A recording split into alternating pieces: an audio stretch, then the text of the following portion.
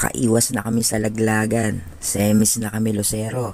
Musta dyan sa Bora?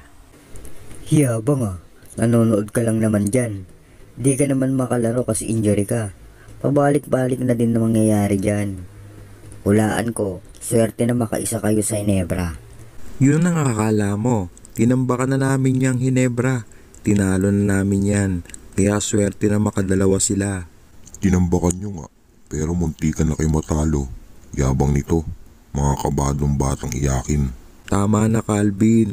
Sa inisan ka lang magaling. Sa basketball, wala ka naman eh. Huwag na makisali ang wala na. Tandaan nyo, tinalo na namin lahat ng team na pumasok sa semis. Ginebra, TNT, saka Huwag ka na magsaka. Tinambakan namin kayo ng 20. Malala yun Brad. Kaya huwag ka nang umasa makakalusot kay Ginebra na nakachamba sa amin. Anong nakachamba? 28 points yun, extra 2 rice. Hindi chamba yun, mas malala yun. Tama na kayo. Kasino sa inyo ilalampaso lang namin. Nasa amin ang super import na si Rondy Hollis Jefferson. Nilaglag namin ang Eastern. Tinalo namin ang Ginebra. Tinalo na namin kayo. Kami din, tinalo namin kayo Eram.